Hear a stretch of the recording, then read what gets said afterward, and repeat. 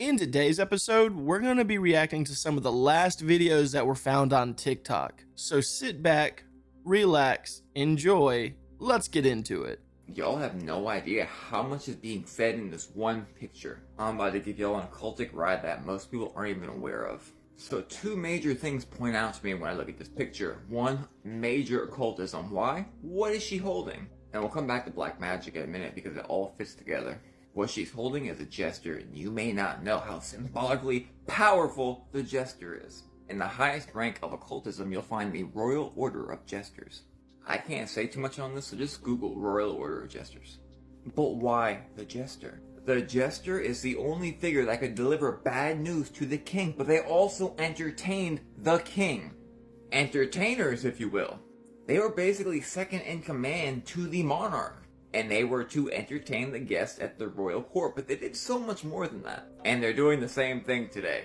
So with her holding a jester, let's see what the jesters do in detail. Song, music, storytelling, actors, musicians, etc. But also performing magic tricks or just magic. So they are elite entertainers that entertain the most powerful. But remember how we're talking about magic. Her new look is really starting to remind me of something. Something like this. High-class witches and warlocks are literally a servant to a demon. And what would you guess the deepest, darkest thoughts of a demon are? Their physical appearance does change because one of their habits. So they are being awarded a jester, partaking in every form of the jester. Entertaining the highest societies of this world. But who is the god of this world? Oh, what is this? Another award? Look at the staff it's holding. That reminds me of something. Oh yeah, that's right. The same staff right here. The same staff is right here. Again, for the god of this world.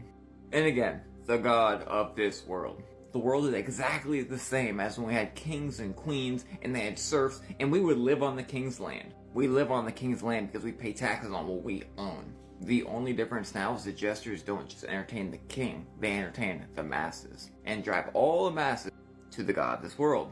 It's quite literally the best story ever told. Am I the only person who's not really buying this story? Well, let me show you why.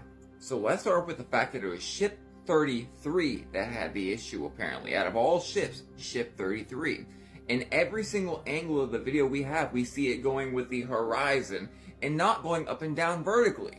All the vertical tapes were people holding their camera the opposite way, like you can see right here. But what if I told you we've been seeing this exact type situation every month for a few months now? Like for instance, this was the one that happened about 1 month ago and they deemed it not a meteor shower, and it happened when all the crazy stuff was happening in the northeast United States, if you get what I'm talking about. Further, do you remember this type of stuff always popping up in the sky? Well, after Starlink came out, they claimed that every single one of these was just Starlink. Even though it started happening way before Starlink. All over the place. Then we have people coming out saying, oh, there's whole fleets of interdimensional creatures on the way to Earth. So I mean, is this really ship 33 going straight with horizon? Oh, it's so fast and gravity will stay up. I doubt it. Plus, keeping the same color the entire time without dimming out. And by the way, did you know that spiritual things make humans act funny? At the same exact time, a few cars drove off the bridge. A few cars off the bridge in Washington, D.C. Again, same time. Not to mention having a full moon 4 days in a row. Look at this from the launch. Do you think that this would make it into space? I have to say, that ship 33 explosion is crazy looking. I see it all over the place online. It's really wild to look at. Let me know your thoughts about it as well. Yo, the glitter conspiracy is a rabbit hole you are not ready for. So I didn't know this, but there's legit only like 2 main manufacturers of glitter in the world, both of which are based in New Jersey, of all places. And yes, I'm talking like regular glitter, the same stuff you use in arts and crafts. One of these companies is like super secret and private, that apparently invented glitter themselves and is very hush-hush about everything. And the other is GlitterX. No one really thought much of it until it came out that we actually have a worldwide shortage of glitter back in 2018. Kind of a weird thing to be short of. So a journalist from the New York Times went in to interview the team at GlitterX to find out. She casually asked if she could tour the factory, and surprisingly, GlitterX told her absolutely not. Like, there was no debate about it. She was strictly not allowed to see how glitter was made, and wasn't even allowed to be in a nearby room to even hear how it's made. So instead, she was just left to interview a manager at the company, and things just kept getting sketchier. She asks the manager if she could tell her what industry certain serves as her biggest market, and the GlitterX rep instantly, without hesitation, tells her, "No, I absolutely cannot tell you." Confused, the journalist asks her if she knows who their biggest customer is, and she replies with, "Oh God, yes, and you would never guess it. Let's just leave it at that." Asking why she can't talk about it, she responds by saying because they don't want anyone to know that it is glitter, and that if you looked at it, you wouldn't even know that it's glitter. The journalist then asks if you'd even be able to see the glitter at all in the finished product, to which the manager replies, "Oh, you'd be able to see something, but it's, yeah, I can't." And this interview single-handedly sparked the great glitter rabbit hole of the internet. Apparently, these clients that purchase glitter are all under a very strict confidentiality clause with GlitterX. They really do not want people to know that their products are made from the sparkly stuff. The industry these products are part of is clearly massive, yet no one knows what it is. So what even is glitter? By definition, it is aluminum metallized polyethylene terephthalate, essentially plastic that has been aluminized and shredded into tiny specks that sparkle. And it's used in a lot of things, from credit cards, passports, currency, football helmets, cosmetics, jet skis, granite countertops, even toothpaste, allegedly. But none of these are quite big enough to be this top industry buyer of glitter. One of the leading theories is that this biggest glitter industry is for boat paint, which many manufacturers do admit they use it in their boats. And they don't want people to know about it because of how much microplastics in the glitter these boats are really dumping into the ocean, which is a hot topic these days and is why they'd want to keep it such a secret. Others claim that it's being dumped into beaches to make the sand sparkle, or that it's just Crest toothpaste and we're rubbing the microplastics directly into our gums, as well as for use in military applications, which would obviously be highly classified, and this is where the theory takes an unexpected turn. Remember that super secret company that basically founded glitter, the other New Jersey company that isn't GlitterX? Turns out they're actually not as big of a secret as they'd like to be, called Meadowbrook Inventions, which was founded by Henry F. Rushman, a German-American machinist who invented modern glitter in the 1930s, and also happened to be part of the Manhattan Project, the highly classified operation that created the atom bomb. So the guy who invented glitter also helped create the world's first nuclear weapon. Who would have known? Meadowbrook's machines that make glitter are also commonly used for government contracts for products like rocket fuel, airplane brake shoes, and anti-radar chaff, which are chopped up fibers they shoot out of military planes that can block radar, redirect heat-seeking missiles, and can even be used to simulate poor weather conditions on radar. Good thing the government would never do that. Henry W. Rushman, the son of the original creator, was interviewed and even admitted to what they were really using glitter for all these years, specifically mentioning money, passports, toothpaste, and all those military applications like that anti-radar chaff, and even mentioned it was used in special batteries they produced for a military contractor called Picatinny Arsenal. Batteries that he claimed produce more electricity than any other battery we've ever known, and was pretty quiet about it after that. If there's anything we've learned about the government, it's that they love spending money, and their budget is essentially endless, especially if it's for the military. And given all these military uses of glitter, as well as its founder's roots in the Manhattan Projects and connection to atomic bombs, this one might be our answer. What other industry could be so secret that the New York Times article described it as CIA levels of obfuscation? How about the CIA itself? Perhaps once again the government is behind it all, using the same sparkly powder found in children's art projects for military applications, fighter jets, rocket fuel, money, and passports. Possibly even some new high-tech super battery they don't want the rest of us to know about. What a plot twist that would be if glitter, of all things, ends up being the government's top secret weapon to control the masses. I have heard about this conspiracy before. I am curious. Now that the channel has a growing audience, I can reach out a little bit further and ask people, if anyone's familiar with how glitter is made or these companies. If you have any insight, leave a comment down below or reach out to me through email or something, because I would like to know why they're so secretive in the business. I would also assume that the military probably does utilize something with glitter, especially if it's aluminum based, because that could probably disrupt radio signals and all kinds of stuff. Definitely not a good time being an astronaut. They're still up there. Dude. I thought they got taken back. No. Do you remember? Yes. This is like a Mandela effect that's happening. Yeah. Yeah, they're like, we're going to rescue them. Cool. But then they show someone getting off the capsule when they got back to Earth. This was like Really? a month ago. Because they're like, the astronaut had to be put in a wheelchair and like wheeled to the hospital like immediately. Everyone thought those were the astronauts that came back. No, but they said it was them. They That's said what I they thought. came home. Also, yeah. they had a conspiracy because they had Christmas decorations. Yeah, that's the one. month. And Christmas hats and stuff like that. And they're like, well, we hope you have a Merry Christmas. They're like, wait a minute. You weren't planning to be up there till Christmas. Where'd you get the decorations from? Yeah. They probably have like a box for things. Or they were handmade decorations. Yeah, Time. I've thought for sure they came back. It's weird, man, because I remember There's they that clip they're- of Yeah. him getting up. Like they literally had to, like it looked like he was like almost dead, dude. Yeah. And they like put him on like a stretcher. I don't Can know. you imagine like suddenly feeling like you weigh 4 times your weight? Every time I get out of my bed. Now, I have brought this up before. I remember specifically them guys coming back from space and the lady was extremely unwell and had to go to the hospital. I had a video of it, I thought.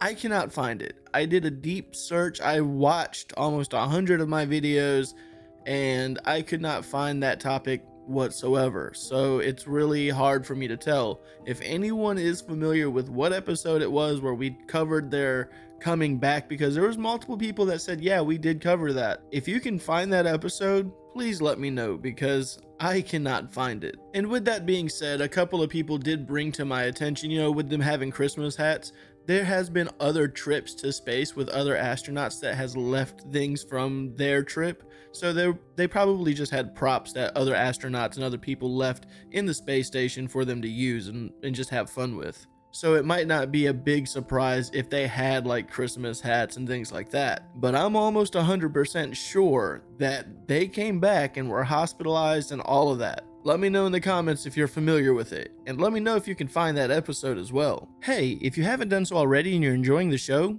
give it a like, and if you're new to the channel, subscribe. For everyone that's currently watching and or subscribed, thank you guys so much for supporting the channel. I would also like to give a special thanks to all of my active members that I have on my channel, so to everyone that you see on the screen, thank you guys so much for being a member to the channel. I cannot thank you enough. Hey guys, it's Rebecca. For those of you who don't know me, I'm an extraterrestrial contactee, a galactic channeler, a psychic medium, and I work in the Akashic Records, and my job is to help you along your spiritual journey. It's 11:30 at night where I am. I normally would never post at this time, but I was communicating with the Galactic Federation, and they were really encouraging me to come on and share a message.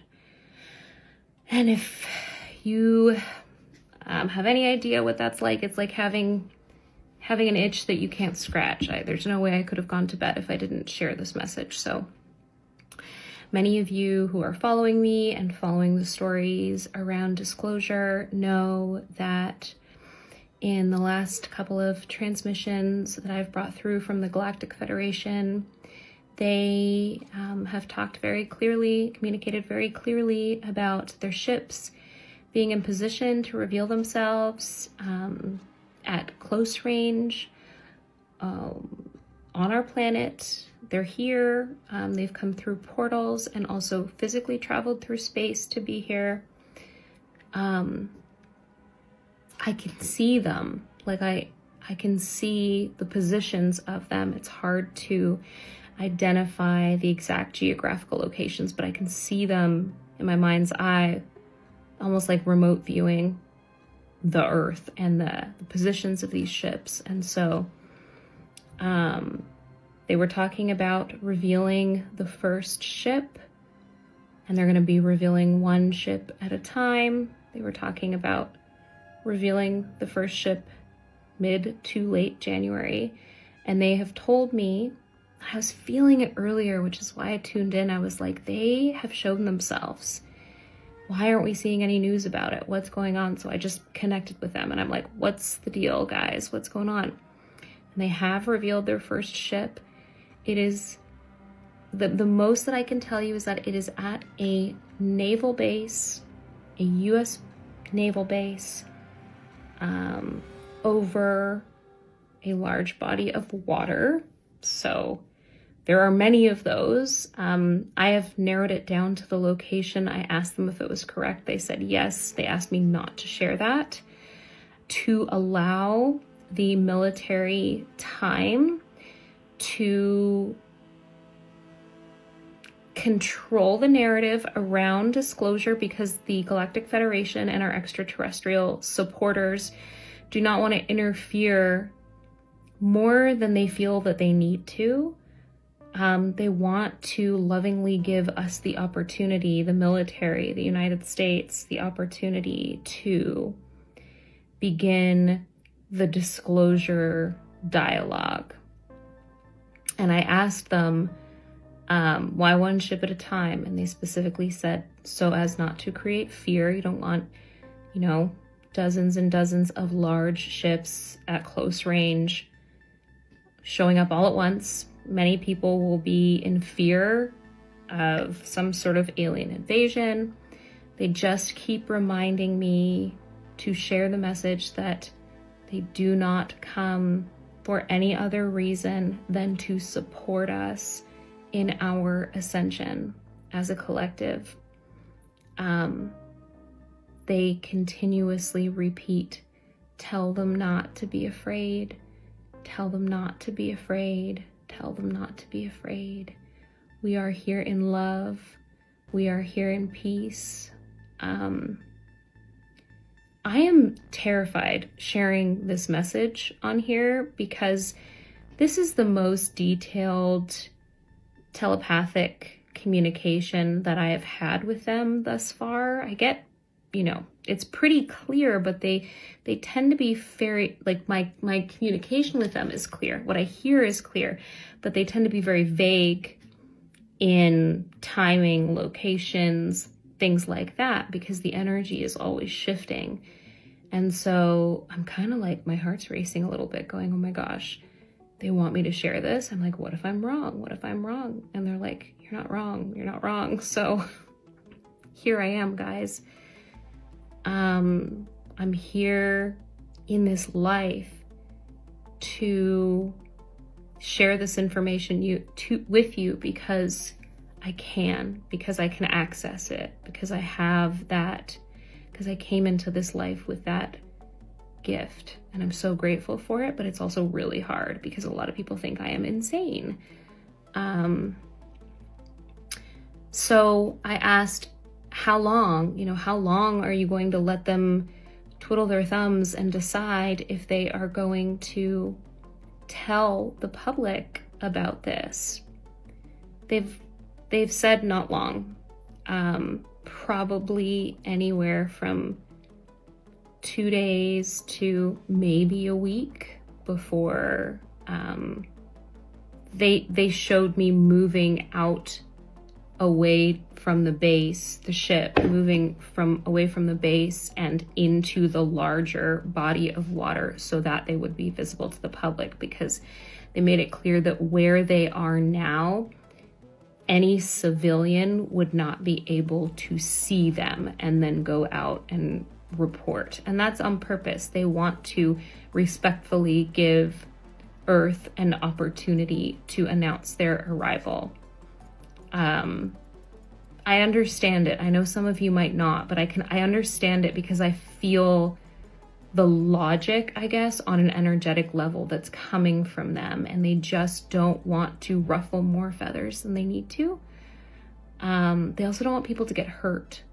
They don't want, a fight to break out between them and the military, and it's the military that would get hurt, not them. And they don't want that. They're not violent. They're peaceful. And the military, the governments, the state, they have known about their intentions to arrive for a long time. And even more recently, probably within the last couple of years, the Galactic Federation has gone to them and said, here's your deadline for disclosure. To disclose to humanity that we exist, that you have our technology, that we are working with you. And that deadline came and went. And that's why they're here now. Although they are loving and they are benevolent and supportive, they are serious about protecting our sovereignty as a planet. And our sovereignty has been taken away from us. Whether or not you realize it, it has. There is a lot more freedom than we are awarded on this planet that is available to us. And they believe that that is our birthright, and so do I. So that is the update. Any of you commenters, any of you people, trolls in the comments who are like, where's your proof? Where's your proof? I don't have any proof. This is what this is. I connect with them telepathically. I see in the Akashic Records, I see what they show me in my mind's eye, and I feel the truth and the resonance with these energy exchanges. And it means more to me, and it is more real to me than anything I could say I've experienced in my three-dimensional life, I guess. That doesn't mean that my family is not important. My life is not important. It's the most important thing in the world. I love being here. I love being human. I love the experience. It's hard, but I love it. Because I understand why we're here. You know, the people who are here on the planet right now are badass. We came at a historic time. Anyways, it's late. We're coming up on 10 minutes.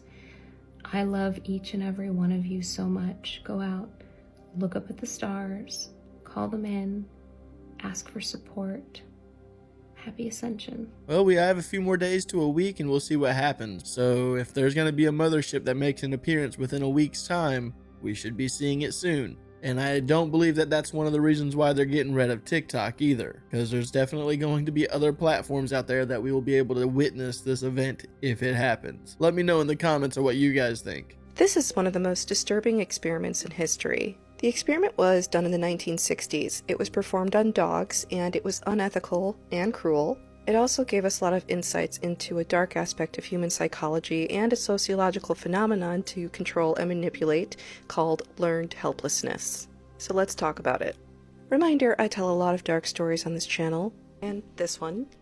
So follow along if you'd like to hear more. I couldn't find a red marker. So here's how the experiment worked. Dogs were placed in a cage with two compartments divided by a low wall. One side of the wall was electrified and the other wasn't. In phase 1, some of the dogs were restrained and exposed to mild electrical shocks so they could not escape. And no matter what they did, barking, pulling, struggling, they couldn't stop the shocks. Which was teaching them that no matter what they did and how much they struggled, there was nothing they could do to stop their torment. Then came phase 2 of the experiment. The dogs were then placed in the cage where they were able to escape from the electrical shock. All they had to do was jump over the little wall. But the shocking and heartbreaking part of this experiment was this. The dogs didn't even try to escape the shocks. They just laid there crying, acting like escape wasn't even an option. Learned helplessness shows us the power of the mind to adapt to trauma, even in ways that hurt us. And it's not about weakness, it's survival. And like I said before, it's a tactic that's often used by people in order to make people feel powerless and control and manipulate. If we were to apply the idea of learned helplessness to the present day, in moments when we feel powerless, it's easy to feel like we as individuals can't do anything to change the outcome. Just like these dogs who were taught that escape was impossible. But here's the thing. Learned helplessness can be unlearned, and we are not powerless. The dogs in the experiment were alone, but we're not. I know it's easy to feel like the world is out of control, but despair is the real enemy here. Remember that history shows us that change can happen if we refuse to give in to despair. We need to be the authors of our own stories, and no one and no system should be able to change that. That sucks what they did to those dogs, too.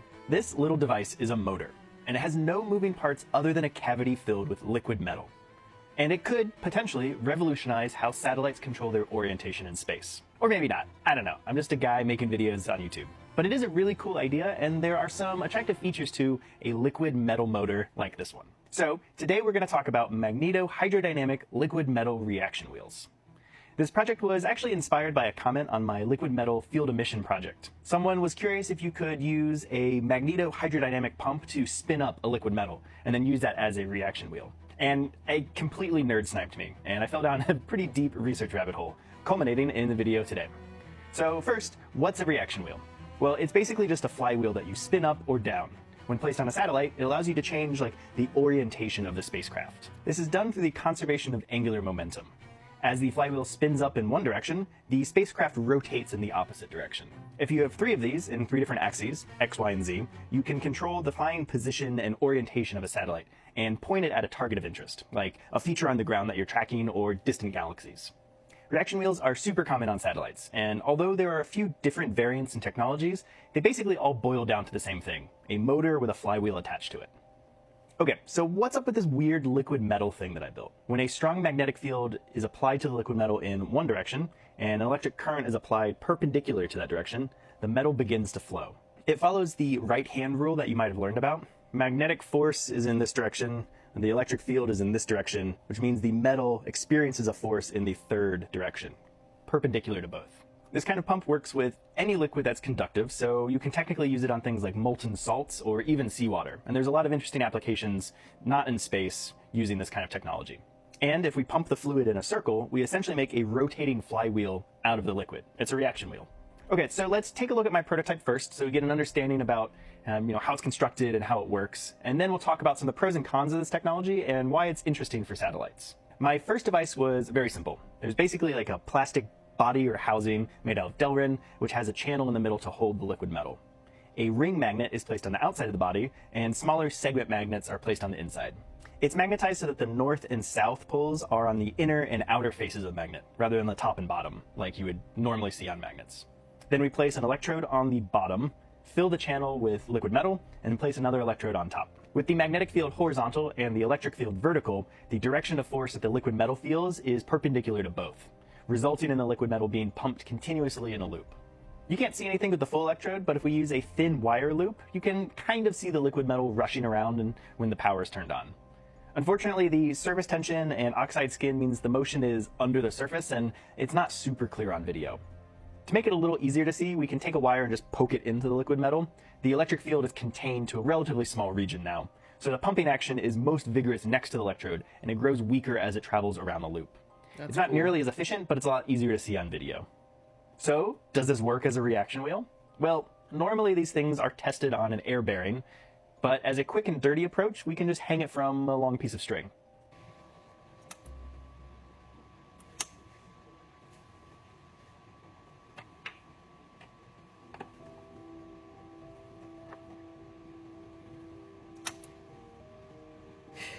Pretty cool. I mean, it's not the most amazing demo. The power supply wires hanging down prevents it from spinning very freely, but the fact that it twitches at all means that the liquid metal is generating a torque. And when the power is reversed, it twitches in the opposite direction. So it's a reversible reaction wheel. But, without the mechanical bits like ball bearings and spinning rotors. And that's precisely why they're being studied. One of the main failure points of satellites are the reaction wheels, specifically the ball bearings that allow the rotor to spin. Bearings need to be lubricated, but lubricants don't really like the deep vacuum of space very much. So you either need lubricants that are space rated, which aren't as good, or you need to enclose the entire reaction wheel in a pressurized chamber, which adds weight and complexity. In addition to that, any imperfection in the ball bearing will generate tiny micro vibrations, which can affect the science payload. And finally, there are stiction forces when the reaction wheel is at rest and begins to rotate, or when it changes direction. The stiction can damage bearings over time and also introduces vibrations. And all of these issues are gone in a liquid metal reaction wheel. There are simply no moving parts other than the liquid metal. No bearings to wear out, no vibrations, just liquid flowing in a loop. It's also really flexible because you can change the geometry of the pump to suit your spacecraft. You can make it out of simple plastic tubing or a custom printed design that fits the specific geometry of your satellite bus. I wanted to make a larger model to test, so I designed and printed a second device. This one is a rounded square shape with a rectangular channel to hold the liquid metal. This big device means it needs a lot of liquid metal, way more than I had purchased for the field emission project. It's expensive to buy this pre-made, but it is actually quite easy to make gallon stand. I made myself a big batch by combining gallium, indium, and tin together in a hot water bath. A few minutes later, and I had a few hundred grams of gallon stand ready to go. The metal is carefully loaded into the cavity, and all the air bubbles are removed. Next, we position the magnets. At this size, it's impractical to cover the entire surface with permanent magnets like the first design. So instead, we use 2 large magnets positioned near the 2 electrodes. Now, I should say that these magnets are definitely not ideal. I just had them sitting in my shop from some other project, and they're crazy strong, so I figured they would work fine. but a real design would probably choose something a little more compact and suited to the shape here. You can also see like this steel horseshoe thing surrounding the magnets. This is just plain carbon steel that I had laser cut. They act as a back iron and help redirect some of the magnetic flux that would otherwise be lost. It's not perfect, in fact it's probably very bad, and it's not the best kind of metal to use this, but it is better than nothing and was really easy to make. To test this one, I hung it from an even longer string and used some very thin wires with a lot of slack to provide power. When energized, there's a pretty dramatic rotation. The power wires again prevent it from fully rotating, but the motion is a lot more obvious than the first device. The increased diameter and volume of the liquid metal means it can generate a much larger torque than the first one. The circuit board that's sitting on top there, that's a buck converter, and it's used to step down the voltage. And that's actually one of the big disadvantages of this kind of device, the power situation. Liquid metal is highly conductive, it's metal after all, so it's almost like a dead short across those electrodes. The power supply has to provide a very high current at a very low voltage. The buck converter is pumping out like 20 to 30 amps at about 1 volt, which is relatively inconvenient to deal with on a spacecraft. They're not really designed for those sort of power arrangements. To really test these things out, you're supposed to put them on an air bearing table and use a battery supply, so there are no external wires influencing the motion. I printed up 2 different kinds of air bearings, a hemispherical one and a simple cylindrical bearing. They are super satisfying to play with, but unfortunately the hemispherical one was pretty hard to balance. I did hang some copper weights below the table, which helped lower the center of gravity, but it was still a little too tricky to really use. With the center of gravity being on top of the table, it makes the whole thing just too tippy. So in retrospect, it should really be redesigned so that either the payload is sitting inside of the hemisphere, or you have long rods that can hold counterweights that reach below the table to lower the center of gravity and keep it in a more stable pose. The cylindrical bearing worked a little better, not perfect, but it was serviceable. Unfortunately, I could never really get the battery solution to work correctly. I think my batteries had built-in short circuit protection, and this was tripping when they were connected to the buck converter. So it was never really like juicing the liquid metal and providing any reasonable amount of torque. Whatever the problem was, I never got it working, and frankly, I gave up because I just didn't care enough. I did try a test with the power wires and managed to get a full rotation before the wires twisted up. And not exactly what I wanted, but it was neat to see it working on an air bearing, even if it's kind of a janky setup. So I should mention a few of the other disadvantages of these devices. A big one is the liquid metal itself. It's non-toxic, so that's cool, but it's highly corrosive to most metals. So you really don't want this leaking on orbit, otherwise it's going to eat your satellite from the inside out. It's also a complicated design space to optimize for. There are frictional fluid losses, which change depending on the geometry of the channel. There's Joule heating losses, pressure versus flow, magnetic strength, like the list just goes on and on and on. And a lot of these variables are tied to each other. Changing the electrodes and the magnets affects the pressure and the flow, which might mean you need to redesign the channel geometry, which then introduces more fluid losses, and you get the idea. So it's a complicated thing to design. The permanent magnets also introduce a torque as they interact with the Earth's magnetic field, which has to be counteracted or compensated for. And then there are like complex fluid dynamic issues like pulsing and turbulence in zero gravity. But with all of that said, this is not an entirely theoretical technology. The group at TU Berlin has flown one of these reaction wheels, what they call a fluid dynamic actuator, on a satellite called TechnoSat back in 2017. And by all accounts, it worked pretty well. Another obvious question to ask is just how efficient these things are in terms of power consumption. Well, the answer is that mine is not. It's horribly inefficient. I did some very rough calculations based on the footage, and it works out to about 6.2 millinewton meters of torque and 1.2 millinewton meter seconds of angular momentum, which are like decent numbers for a thing this size. And again, they're very rough calculations based on analyzing some very unscientific footage. But it was sucking down 22 watts during that time, which is terrible power efficiency. Luckily, the Berlin group has published some numbers, and theirs are much closer to traditional reaction wheels, and in some cases surpassing them. So mine is just horribly inefficient, which is really no great surprise, but the technology itself is potentially competitive with traditional spinning flywheels. As with all new technology, there are a lot of hurdles to overcome, but there's a lot of potential upside here if the technology can be refined. And I don't know, I think it's kind of neat to see these things move without any moving parts. That's actually really cool. I mean, it makes sense to have a liquid that can rotate at different axes in space to help that gyro. I actually like this theory a lot. And technically, it's not really a theory. Let me know what you guys think about this one. I think we all seen what's going on Xiaohongshu, aka Red Notes right now, right? And it's the first time that American people and Chinese people are communicating with each other with no barrier between them. And they found that a lot of things they heard about each other are completely wrong. I am an authentic Chinese and I live in Canada for over 14 years. I'm going to talk about the 3 biggest lies that I often see online about China. Number 1, social credits. You guys don't actually believe that there is a hidden score for everybody born in China, and the government is going to track you and mark you, and once your score go negative and you sentenced to death? What? I have never ever heard about this thing in my life. It's so funny to see so many Westerners actually believe in that. Just stop playing the jokes about, social credit plus 10. It's not funny. And speaking of social credit, I know America and Canada have social scores. If your social score is low, you cannot, get a mortgage. You cannot buy a car. You cannot get a rent. This is literally invented in the West. There's no such thing called social credit in China. No. Number 2, Xinjiang concentration camp. This is a blatant lie. There's no such thing called Xinjiang concentration camp. And we do not force labor them to pick cottons in the field. There's no such thing. And the fact is, it's actually opposite. The ethnic minority have way more advantage than me, which is ethnic majority, Han people in China. In Xinjiang province, if you go to the college entrance exam, they only need to get half of the scores to go to the top universities in China. And if you are ethnic minority, you have bonus marks and plus half of the score line. What? And yet, you guys are saying they are forced labored? Do you see how many machines working in the field in China? How advanced are the machines?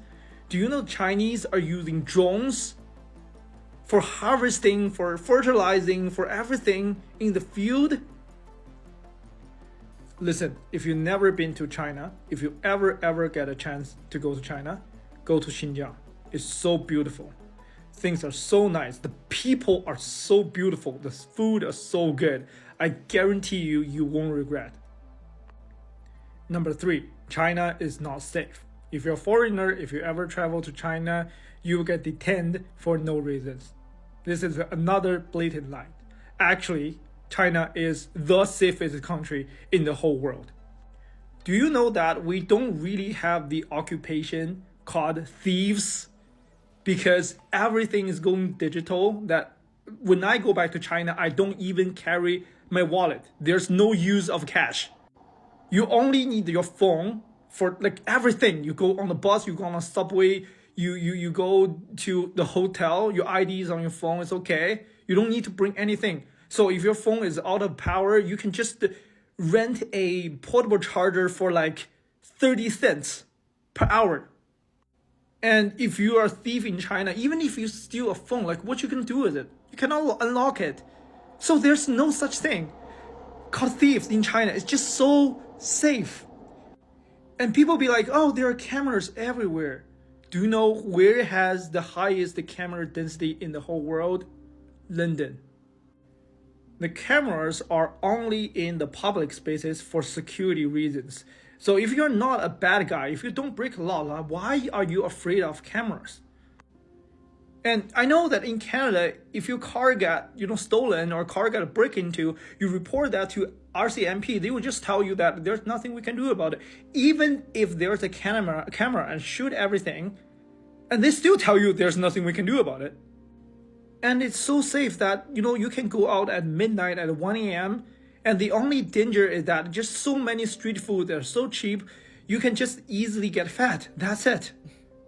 Sometimes I just feel like the US government are really lacking of imagination. They always blame China for things they actually did.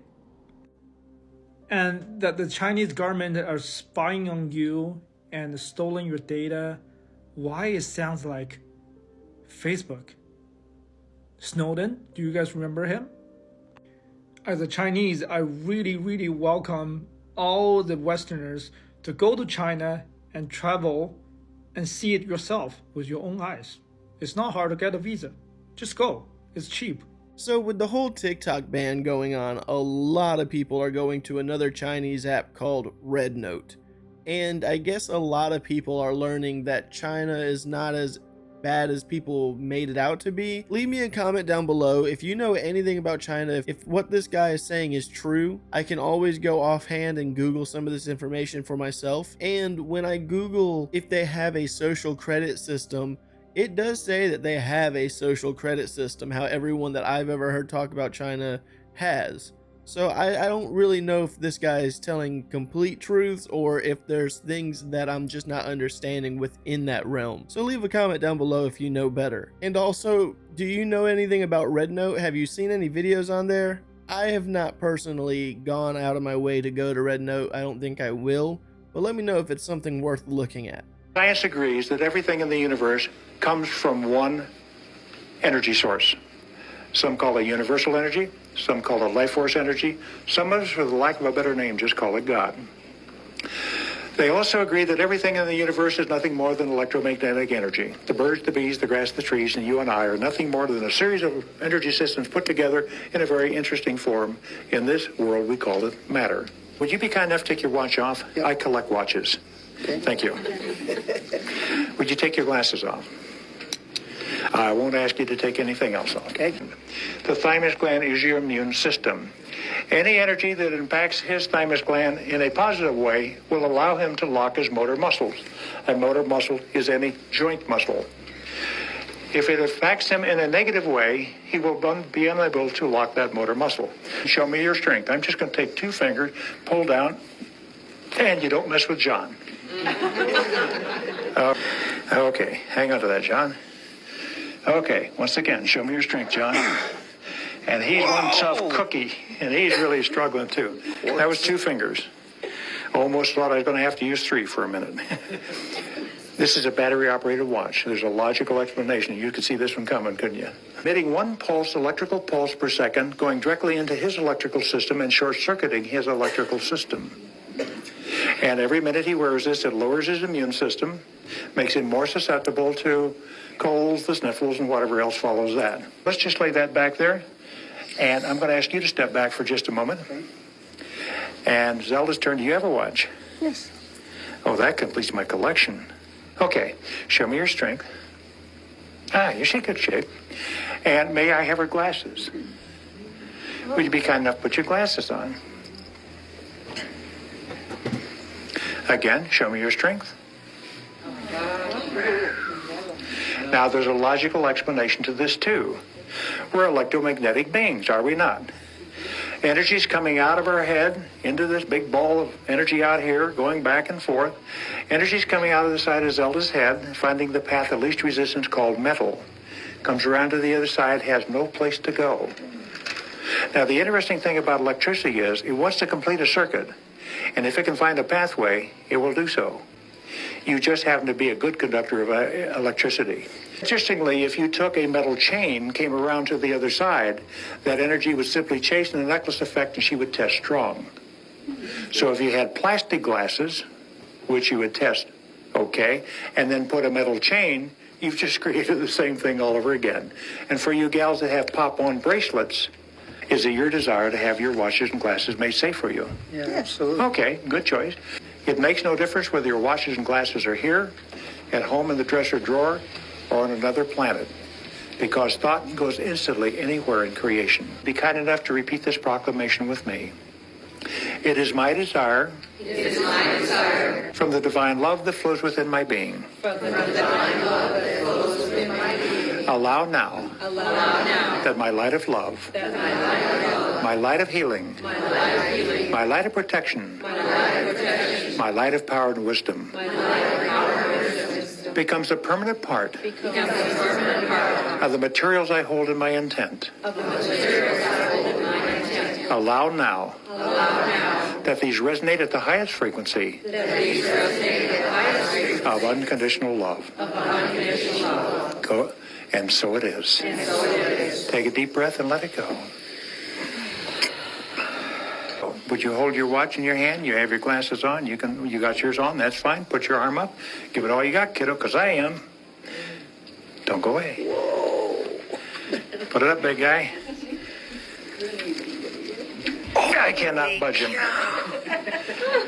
Now, you're a tough guy to begin with, but you're aware that at the end, with having these on, you were stronger than you were without having them on at all. And why would that be? What did we ask them to become? Unconditional love. The highest frequency of unconditional love. It doesn't get any better than that. Because I know both of you guys stand up before a mirror in the morning and you say, I am divine. And then you go out here on the freeway, the traffic cuts you off, and you go, rah, rah, rah, rah, rah. So this is kind of how we go through our day. These simply are like a highly tuned crystal that will hold them more stable throughout the day. Viktor Schauberger, an Austrian forester, naturalist, and inventor, spent a significant portion of his life studying the dynamics of water flow and natural energy. Born in 1885, Schauberger's observations of the natural world led him to develop theories and inventions that many have since associated with the concept of perpetual motion, a principle proposing a machine or system that can operate indefinitely without an external source of energy. It's crucial to note, however, that Schauberger himself never claimed to have developed perpetual motion machines.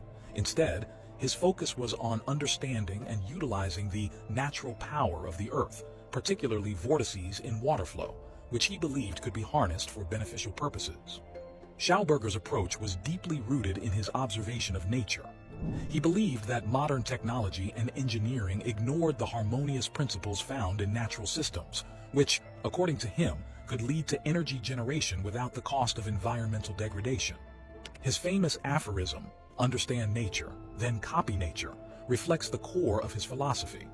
Schauberger argued that water, when allowed to flow in a vortex, could create its own energy through implosion, a concept that stood in contrast to the explosion-based technologies like combustion engines, which dominate human technology. One of Schauberger's most notable contributions was his research into vortex dynamics. He observed that water in rivers and streams naturally follows a meandering spiral path, and posited that this motion is essential for maintaining the water's vitality and energy. By mimicking these patterns, Schauberger invented several devices intended to produce energy or propulsion. His repulsion, for example, was a saucer-shaped machine designed to generate propulsion through a series of specially designed wave-like patterns that would create a vortex of air or water. This device captured the imagination of many, leading to speculation that Schauberger had unlocked the secrets of perpetual motion and free energy. His work attracted the attention of the Nazi regime during World War II, and there are accounts of him being coerced into developing his inventions for military use, an experience that reportedly left him disillusioned and wary of the potential misuse of his discoveries. After the war, Schauberger continued his research, but his inventions never achieved the commercial success or scientific recognition he hoped for. The controversy surrounding Schauberger's work intensified after he was taken into custody by U.S. intelligence agents and held for 9 months. During this period, all of his documents and prototypes were confiscated, and he was interrogated about his inventions and his activities during the war.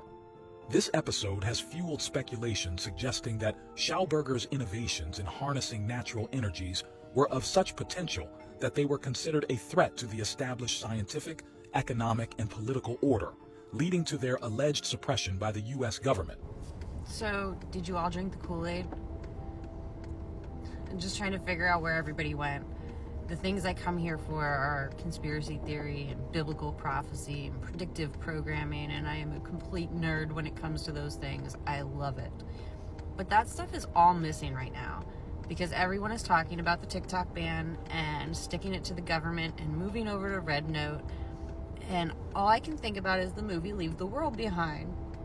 And in that movie, there's a part where a Spanish lady walks up to his car and there's a language barrier. So he has no idea what she's freaking out for. And then red notes fall from a drone in the sky. And there's just worldwide catastrophes and a lack of communications. Where are you guys? Yeah, I have to agree. Since about the 15th, 16th, it's been getting more and more difficult to find good topics because everyone's just disappearing. And I know that they'll come up somewhere else. I don't really want to go to Red Note. It's very odd that someone just announced going to Red Note and now it's just a hot topic, it seems like a little suspicious to me. But I do definitely understand what this person is saying because everyone's gone. I'm into all the same things and poof. Are you ready? All right. I'm sure that we have all experienced someone telling us when we talk about how bad it is here in America to go and see what the standard of living is in China. Well, we took your advice. And I can guarantee this was not the outcome they were expecting. Did you know in China that 95% of their population own their homes? Did you know in China that they have almost completely eradicated homelessness? It is 0.18% if you want to be exact. Did you know in China that there are no credit checks or credit scores? Did you know in China that law school is under $800 a year? Did you know that the people in China thought it was made up that the children here in the United States, well, the ones that can afford it, need to purchase a bulletproof book bag? Did you know that the people in China think that it's so wild that us Americans feel like we are truly free because we have the right to have opinions, but we don't have the right to make any choices? Do you know that TikTok is banned in China? And if you let our government explain it, it's because China's a communist country and they want to control what you see and what you say. So America is following the footsteps of a communist country, but it's not against our First Amendment rights taking it away. Got it. You see, they like to demonize socialism and communism because it does not benefit the elite. Our government is saying that it's constitutional what they're doing here with TikTok. Do you want to know what else is constitutional? The right to protest our government. The Declaration of Independence states that Americans have the right to replace their government. We have a right to change or abolish a government that is destructive to our rights. Biden gets on TV and warns us that an oligarchy is forming. My friends, we are already in an oligarchy. The rich and elite already control everything. These are all things that we already know, but things like, oh, I don't know, TikTok put it into a visual perspective. America has quite literally gaslit us when it comes to everything. We are aware, and they do not want that. Our American government thinks that we are all stupid. Pretty much everything is public access. You just need to go look for it. Have you seen how many politicians have bought stock in Meta since this TikTok ban has started? Did you know that between Zuckerberg, Bezos, and Musk, that just those three men, that their net worth is almost $1 trillion? But we have over 40,000 veterans homeless on the street. Collectively, there are almost 700,000 homeless people in the United States. And did you know that there are almost 16 million vacant homes in the United States? Did you also know that over 50% of Americans are just one missed paycheck away from being on the streets? Did you know that they don't pay property taxes in China? So if they own their home and just so happen to lose their job, that is still their home until the day they die. Do you remember when I said that the American government likes to gaslight us? Yeah, they have gaslit us to actually thinking that we own our shit, but the reality of it is we lease that shit. So in America, if your home is paid in full and you just so happen to lose your job and you can't pay your property taxes, guess what? They will take your home. The point of my video is this, and I'm going to quote my friend Thorin. Right now, none of us need to be Republican or Democrat. Right now, we all need to be Americans. Knowledge is power, my friends, and division is a tool of the empire. Understand the power that we, the people, hold. Nobody is ready for this one. This probably looks familiar. It probably looks like these cymatic patterns that I talk about and all these things is a petri dish on top of a speaker and a light on top of it, making these cool mandala-like patterns. Now this man made one of them in a 3D design software and took cross sections of it and put different colors to those cross sections. So using a 3D cymatic pattern, this man was able to create a perfect image using sound. Wow, that's actually really and cool. Light. I want you to sit and really think about this, because this is the code to reality. This is the code to the matrix, or whatever you want to call it. This is how energy interacts with itself to create everything that you see. This is why cymatics and sound is so important. Vibration in general. It's all waves. That's how we make sense of it. It's a dream come true. Are you nice? Are you a nice possum? Oh no. Are you nice? He don't look too nice, but he's kind of nice. Oh, lady. He think he's scary. Okay, he might be a little scary. Okay, he's a little scary, I'm not gonna lie. Look at his teethies. Oh, don't Don't fall. You look like you're about to fall, buddy. Just leave him alone then. You're falling.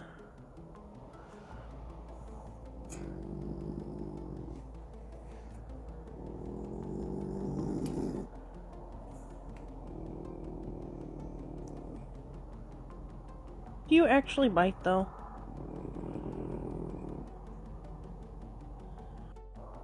Oh my goodness. He's kind of sweet. He all bark, no bite, so far. He all bark, no bite. He looks so confused.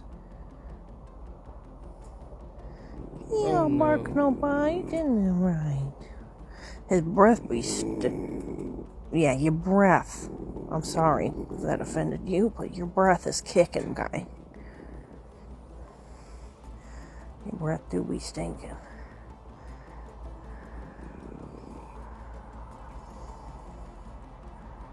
Oh, I'm not so bad now. Oh, yep, I'm kind of the bad guy. God damn, your breath stinks. I'm not gonna lie, that might have been the scariest video I've watched all year. I was on edge the whole time thinking that possum was going to bite her. I do not think that I have it in me to just randomly go up to some wild possum and just start petting it like that. I think I might have some subscribers that are though, and you know who I'm talking about. Alright guys, I think that's gonna do it for today's episode. And honestly, that's probably gonna do it for the TikTok React series that I've had now for 242 episodes. And that doesn't mean that the channel is going to end and I'm gonna stop uploading videos, because there's definitely other platforms out there where I can get this type of content out. So you don't have to worry about me not posting content. It just won't necessarily be directly from TikTok. And also, with that being said, if you have any recommendations as where you would like me to get some content or where you think would be best, let me know in the comments, because that would be very helpful. But overall, I still have YouTube Shorts, Instagram Reels, Facebook. All of those places are pretty much just rehashing content from TikTok, and that's where a lot of creators are in the TikTok world. But with that being said, if you guys did enjoy the show, give it a like. I really appreciate it, and we'll see you in the next one. Have a good day.